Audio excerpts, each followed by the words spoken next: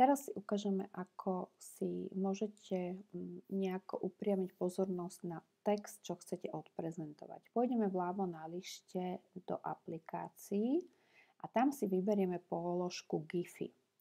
A v tých GIFoch ja už mám vybrané, že tancujúca postava alebo stickers. A dávajte si stickers na konci, pretože potrebujeme len tie postavy skopírovať, nie celé video. Ja som si vybrala takýchto dvoch tanečníkov a ešte si to pozadie trošička zmením, dám si prechody bielo-šedé, je to podľa mňa krajšie, ako keď to je také ucelené, a napíšem si text. Ja som si napísala teda Nový rok.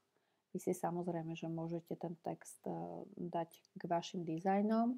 Zväčšte si to, aby ten text bol vlastne cez tých tanečníkov. Vycentrujte si to podľa tých stredových čiar a skopírovala som si ešte raz ten text takisto. A teraz pôjdem do tých tanečníkov, 3 bodky, vrstvu a dám ich o jedno dopredu. Potrebujem ich dostať pred ten prvý text. Ten druhý text kliknem na efekty a vyberiem si kontúru. A vlastne zadám ten text do toho prvého a vidíte, že je to teraz také priehľadné, je to úplne zaujímavé. Pekne sa s tým dá popasovať, vyhrať.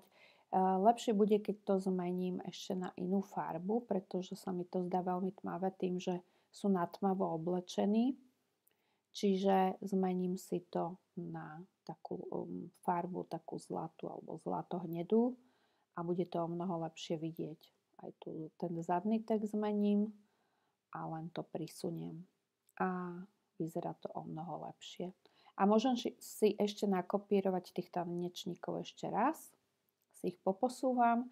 Len potom tých nových tanečníkov nezabudnite 3 bodky a posunúť o jeden dozadu, aby ten text opäť bol vidieť.